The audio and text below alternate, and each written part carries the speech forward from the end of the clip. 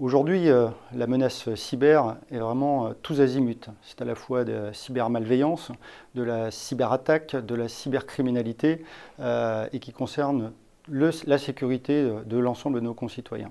La gendarmerie ne pouvait pas rester à côté de cet enjeu de sécurité. Sa mission, c'est d'assurer la sécurité en tout temps, en tout lieu, en toutes circonstances. Et quand on parle de en tout lieu, c'est bien entendu la montagne, la mer, les zones périurbaines, les zones sensibles, mais c'est également les territoires numériques. Pour cela, la gendarmerie a en quelque sorte transposé depuis une dizaine d'années sa réponse de sécurité aux risques cyber. Alors, la prévention, c'est la cyberprévention. On assure un certain nombre de missions au profit des entreprises, des élus, des partenariats avec l'Association des maires de France, avec les régions, avec les institutionnels.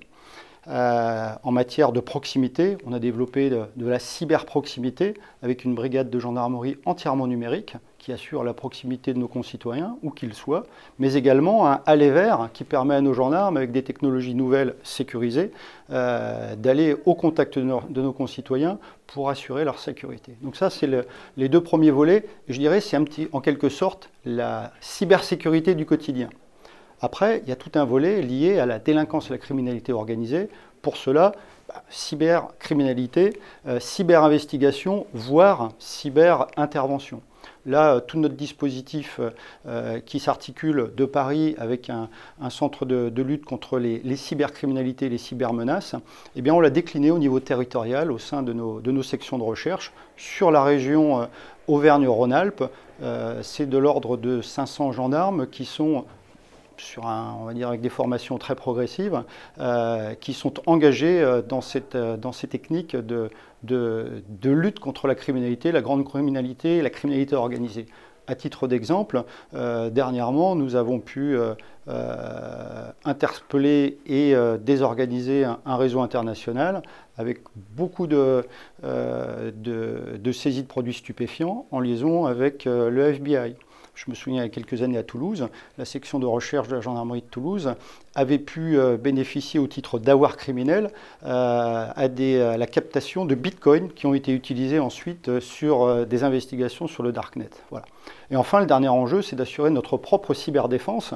Pour pouvoir œuvrer au profit de nos concitoyens, il faut également être résilient, avoir renforcé, durci nos structures et puis pouvoir fonctionner y compris en mode de crise dégradée. Pour cela, on a mis en place une task force numérique auprès du directeur général qui permet à la structure centrale de s'adapter avec des process qui ont été éprouvés à une cybercrise. Voilà.